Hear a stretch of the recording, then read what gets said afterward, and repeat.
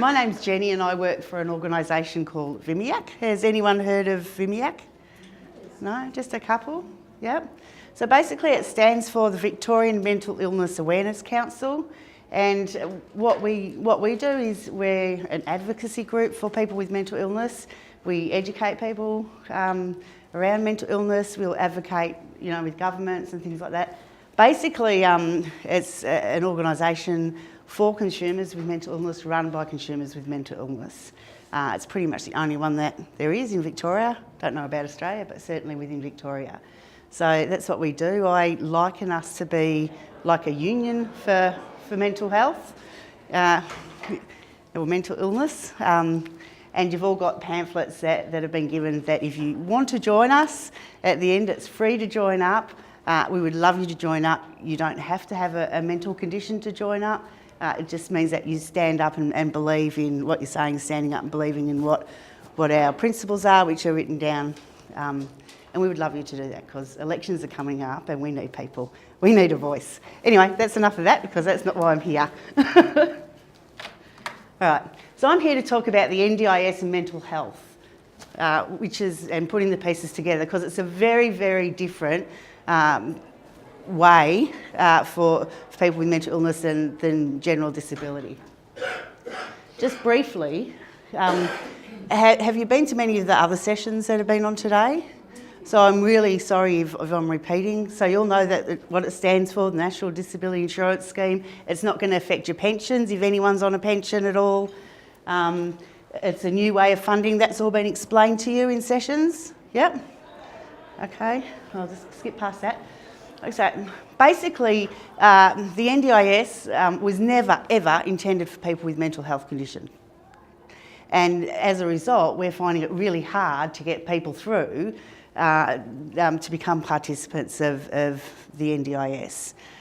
So we need to, what I'm doing is coming out and talking to people about how to actually navigate the system if you've got a mental health condition, because it is pretty much a very different kettle of fish, and it can be quite traumatising for people with mental health conditions, and we don't want people to get worse, basically, and that's what we're seeing a lot.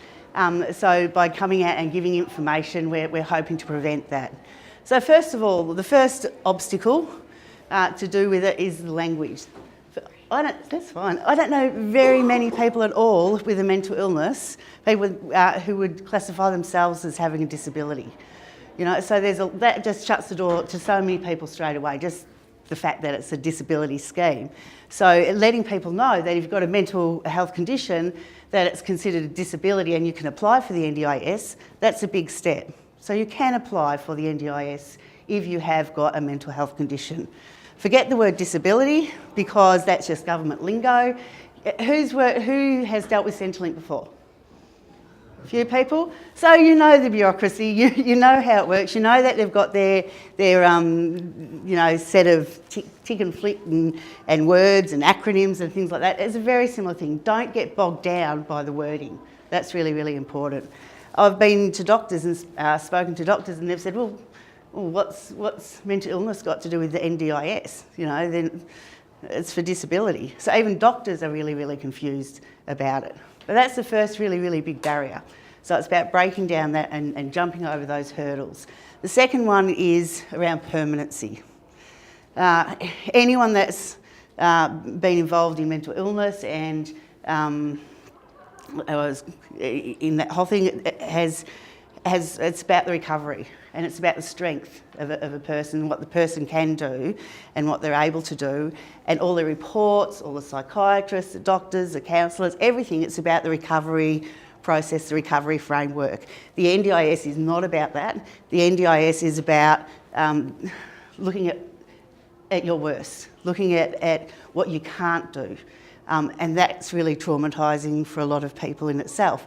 And once again, that really confuses people, in particular doctors or medical practitioners who are absolutely needed to get someone to be a participant of the NDIS, because they might they're very reluctant to say that this is going to be a permanent thing for someone, because they don't want people to go backwards. but really they actually need to talk about it being a permanent condition. I liken it, wrongly or rightly, to things like asthma, to diabetes, to epilepsy.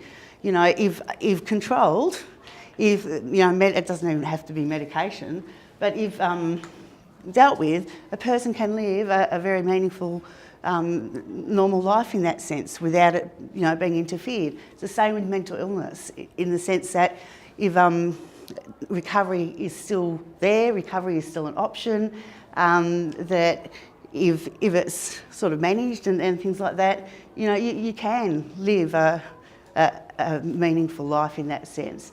But the underlying vulnerability of mental illness is there with you forever, and that's what they will say. And I'll talk a little bit more about that later when I talk about doctors.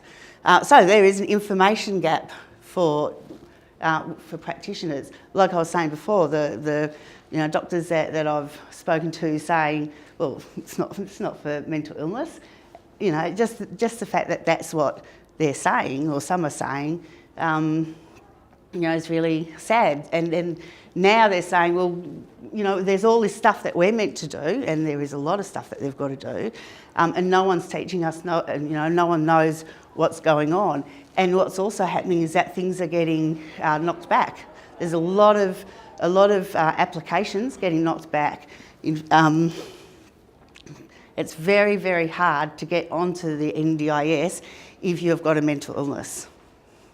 For early intervention, for instance, I'm not talking about early intervention like young early intervention, early childhood. I'm talking about for teenagers, say for instance, who may not have been given a diagnosis as per se as yet, but there's certainly something there.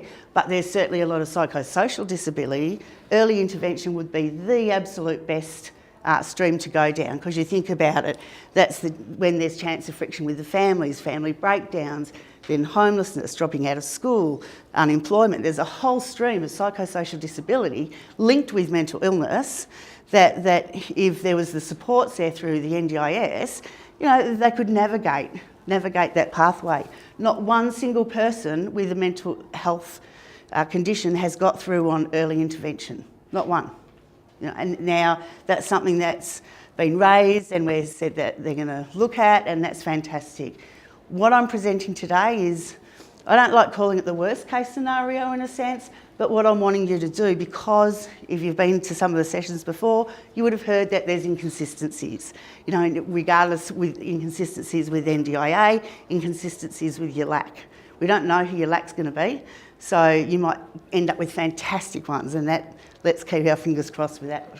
But I'm talking generally the worst case scenario I don't like to hear. I sit in office with people who do appeals and reviews for the NDIS, and I keep my ear open all the time to find out what's going on, to find out why things are getting knocked back, what sort of things are getting knocked back, so that I can bring this information to you, so that you can actually navigate and be aware for what's going on. Okay, so there's a huge information gap for practitioners.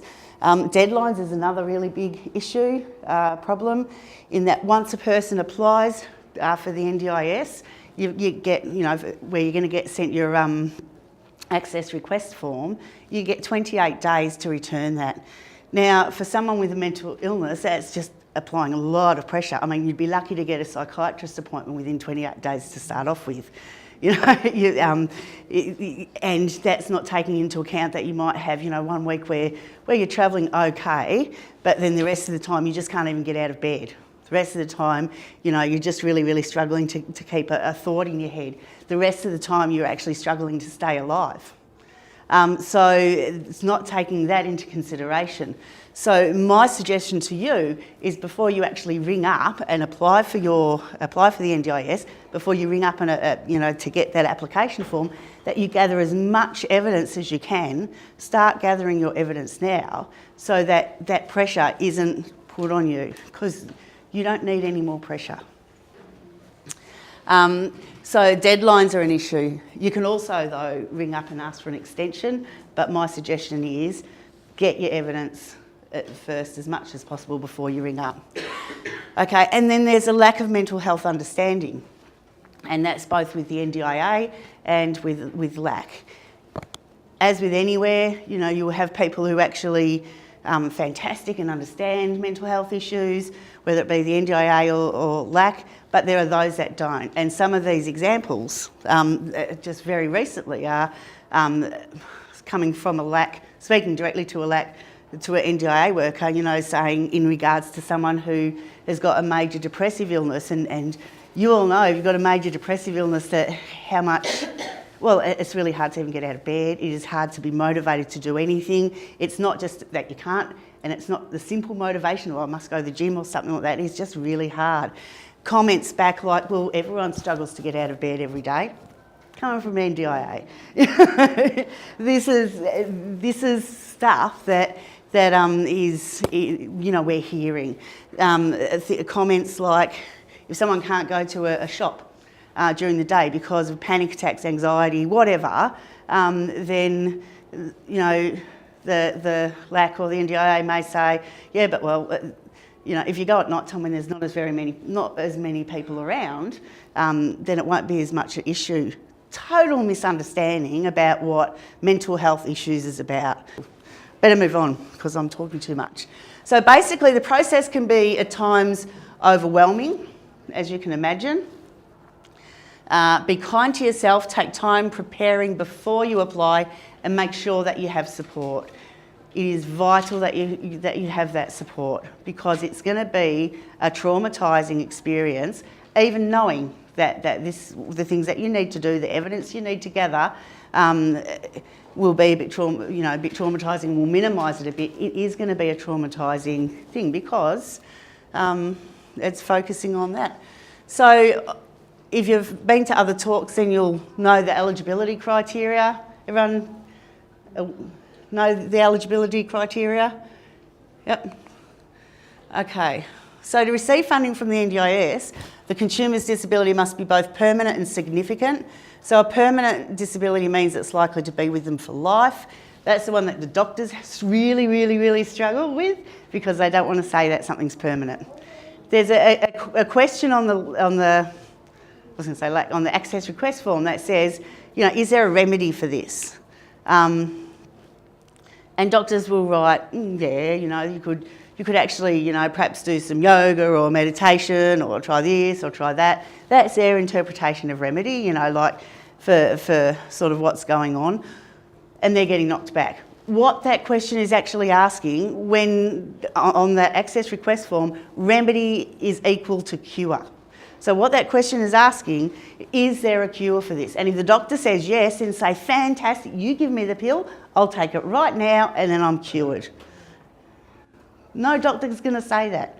No doctor can say that. And there needs to be a significant disability that affects your ability to take part in everyday activities. So the evidence of the disability needs to be confirmed by a psychiatrist, GP or occupational therapist. They're saying it needs to be a recent sort of report. This is the latest stuff that's come out. The relationship with your GP doctor, you need to have been in a relationship with them for at least 6 months. You know, so it's not just someone that you go unless it's additional type stuff. And the most important, well, it's not the most important thing, but it is that it must detail the impact that a mental health condition has on the person's ability to live an ordinary life. So that's the stages. If you've sat in things before, you'll know the stages. You know, you meet the eligibility criteria, gather your evidence, apply for the ARF. You'll be contacted. Earlier, it was, someone said that they only do face-to-face assessments now. I've left phone assessments up there just in case, because you always need to ask for a face-to-face. It's so important that you ask for a face-to-face, because people have in the past had the phone assessments and not even realised it's been an assessment. Yep. And also, other things that have come out, like just say I ring your house and go ring, ring, ring, ring, and I say, hello, how are you? What's your response? Absolutely. That's a polite way to respond. You're not going to go into things.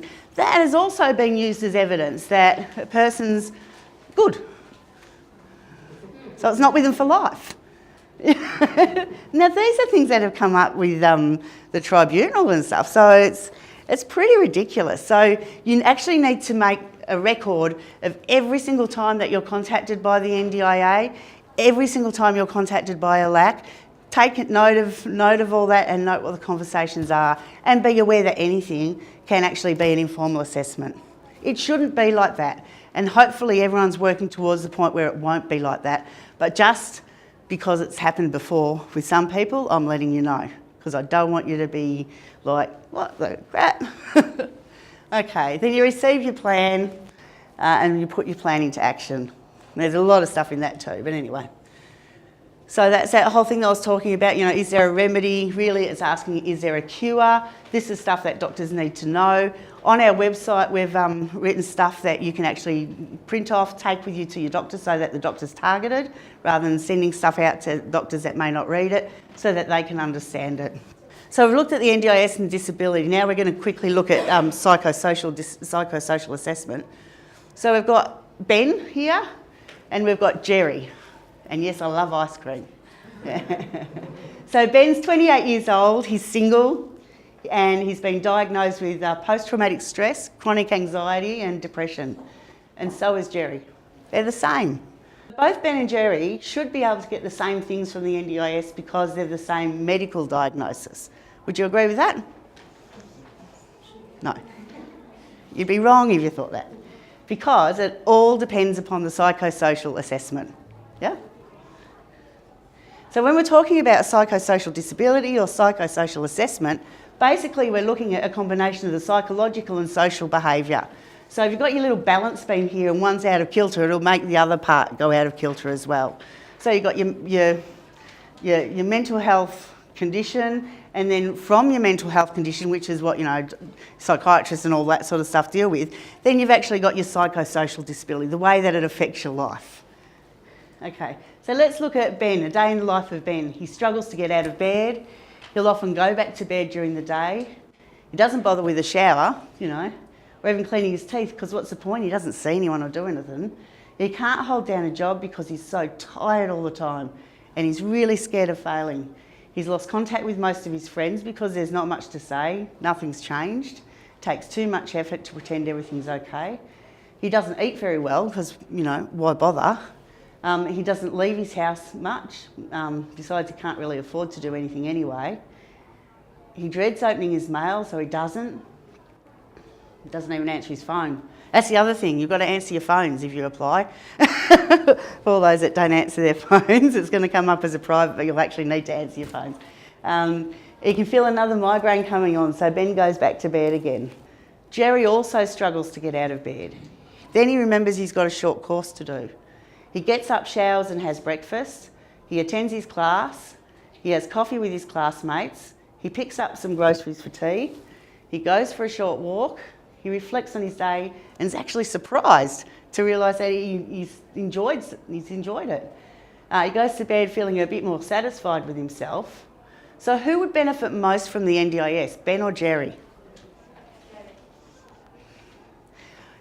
My aim for this was to say Ben, but no, you're right, because Jerry might be having a freaking awesome day and the rest of the time he's just like in a mess and can't even go anywhere. Do you know what I mean? That's that whole episodic nature sort of thing. So, you know, that's about judgment, but we're not getting that deep. That's just to show that there are some people who have actually got mental illnesses that actually won't need the NDIS. You know, and it'd probably be more damaging for them to try and even get it, in a sense. So there are some people that won't need it. It all depends on your psychosocial disability. Yep. And because your dreams and your goals are going to be different, it's not, you know, what one person's going to get isn't going to be the same for what you get. And so that's just to highlight how you can have a diagnosis, but some people need more supports than others, in a sense. Okay, so that's just basically, you know, what are the NDIS is looking for is areas of functioning and areas that you really, really struggle to function in. And so it's things like, you know, can you articulate how you feel, how are you around shower, dressing, safety, cooking, cleaning, shopping, managing money, paying bills, diet, all that sort of stuff. So that could be the possible outcomes of it. This looks really, really complicated because it is. And it looks really, really daunting, and you want to run away from it. But basically, all these things on this side can be symptoms, obviously not all of them all at once, but can be symptoms of a mental illness or a mental health condition. And different people will experience different things. And then on this side, this is ways that they can affect you. It's not an exhaustive list. Obviously there's more and more that can be added onto it and how it affects you. Why I'm putting this up there is that you need to actually be honest with yourselves for the NDIS about what are the symptoms, what are the things that you experience because of your mental illness or mental health condition, and then how does it affect you? Because as I said before, masters at covering up, masters of not just covering up, but looking for the positives in a sense. And certainly that's the way that all treatment has been for people with mental health issues. It's all been about recovery, focus, the strengths and what you can do and all that sort of stuff. This is asking you to look at these things. Yeah? So these areas here, 1, 2, 3, there's 6 areas: social interaction, self-management, self-care, learning, mobility and communication. These are the areas that the NDIA are going to look at, right? Specifically. Now you need to think outside the square because it's not for physical disability, it's for a mental health disability in that sense, and it's going to be different. So things like mobility, it's not about, chairs or changes to cars and stuff like that. It's about getting out of the house, literally. It's about, yes, you can get out of the house, you can walk out of the house, but it's about actually, can you leave the house? And you know what I'm talking about. It's about, can you get on a train, without thinking that everyone's looking at you and having panic attacks and really, really freaking out, and you just can't do it, so you just don't. Is it about you're under so much medication that, yes, you've got a licence, but you actually can't legally drive your car because you're so dosed over? So it's that sort of stuff is about mobility. It's different. It's a very, very different thing. So you need to start thinking about those things. It's about even things like cleaning, for instance. You don't need someone to come in and teach you how to clean. You know how to clean, you just can't clean. Yeah, absolutely, you just can't clean. So it might be, or you just can't cook. You might know how to do it, but you just can't do it. It's just not within you to be able to do it. And you know what I'm talking about. And so it might be that through the NDIS, that you get someone in to clean the house, not to teach you how to do it. You don't need to be taught how to do it. You just need it to be done. And then the ramifications from that, or the flow-on effect from that, can be a huge weight is lifted from your shoulders because you know that it's done, which then means that you could possibly be open to inviting people to your house that you haven't before because it's been so freaking messy, and bolsters your whole self-confidence. I mean, these are the things that we're talking about. Memory and concentration. They're all things that can be affected. I'm very aware of time, so I'm skipping through. Okay, so what I want you to do is start spending some time thinking about how your life is being impacted by your mental health condition, by looking at those things. I hate asking you to do it, but you really actually need to start doing that. Think of the times when you are feeling your worst. Because I said before, you can kid yourself. You can think, oh yes, I talk. I've got friends. I talk to people. Do you really? You might talk to people, but have you really got friends? Friends that you continuously see and have that relationship with and all that sort of stuff. You might be able to walk up the street and post a letter on your good days. On your bad days, you might be able to do that. But how much effort is it taking you to actually get out and walk up the street to post that letter? So we can think that we're absolutely A-OK, fantastic because we've done this. Whereas, for other people, they wouldn't even give it a second thought to walk outside and post a letter. Do you see what I'm saying? And so we can say, yeah, I can do that. I can do that, no problems. And if that's what you're telling the NDIA, that's what you're telling the LAC, how do they know different? So you actually need to be very, very honest with what's going on for you. So ask those around you what they notice during these times, because you also might be thinking, geez, I've been just so wonderful today, it's been fantastic. And your partner or someone like that might think, oh my God, they have been so manic at the moment. So you need to ask those around you too, and start to write it all down. Then if you've been accepted as a participant into the NDIS, the planning meeting's next. So you need to start thinking of some goals that you may have. Now this is really important. When you're thinking about, I don't want to go back to bed, I don't want to go back to bed, you know, so you eat and put on weight, and your pills put on weight and all this sort of stuff, and you know, that's what your day is involved, and you don't even think about leaving. You need to start thinking of some goals. They can be big, they can be small. It might be, I would love to go on a world cruise. The NDIA, or the NDIS isn't going to pay for you to go on a world cruise, but these are your goals, these are your dreams. They can be as big as you want or as small as you want. You know, it's about actually starting to cultivate dreams, in a sense. Nothing is right or wrong because they're yours. And at this stage, you're letting yourself dream. So there are many, many different ways to set goals. And you can find them on the internet. You know, life maps. I love this one for those that have really, really struggled to even think about it. It's your own little board, you know, where you see something on TV, you hear something, you read something, you see something, you think, oh, that's not too bad. Write it down and put it on a board, and do that for a month or 3 weeks and stuff, and see how many things you can come up with, because then you can colour them, but it's getting you thinking. And then if you know what your goal is, then you can work out what you need in order to get there. Right, that's the aim. And it might be you've got a goal, you want to do a degree. Fantastic. That might be a year away or 2 years away. But to get to that goal, you know that you need to leave the house. So start working on leaving your house and socialising with people, and feeling like you can talk with people and not panic when you're around people. So that might be the first year's goal. So then getting back to what you were talking about, how you actually, you don't have to set it up like this specifically, but this is an example. So you've got your area of need, whether it be, you know, and mobility, communication, like we talked about before. Then you've got your psychosocial disability.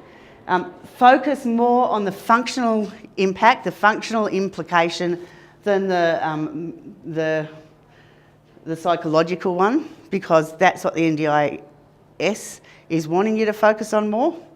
Then what sort of support do you need and the frequency of support? So for example, for mobility, if you're really, really anxious, you struggle leaving the house, so you might need someone to accompany you shopping for 2 hours a week. Or you might need someone to take you to an activity for 3 hours a week. So that's basically 5 hours a week that you would need a support person to come and take you to these things, as an example, yeah? Because your goals and dreams are going to be so much different to the person next to you, it needs to be tailored to that, in that sense. Things like gym, for instance, that's a big bone of contention, because gym memberships were being given, now they're not being given. The NDIA mental health team saying, well, yeah, they should be given, but you then speak to other people in NDIA saying, no, they're not. So it's a big bone of contention. Even though you have occupational therapists, get occupational therapists to write up stuff, because they're absolutely brilliant at making those linkages. Even with occupational therapists writing up, people have been knocked back. So link a few together. The reason being is that a comment from the NDIA was everyone wants to go to the gym, so it's an everyday type thing. So therefore, it's not unusual, you know. Whereas it's slightly different for people with mental health issues, in the sense that, one, because of their mental illness, it's really, really hard to actually hold down a job, to have money coming in to actually pay for that. Medication is actually that you have to take in order to do stuff is going to pile on the weight, and then with that then becomes a whole, feeling really bad about yourself, and then the whole withdrawing from stuff.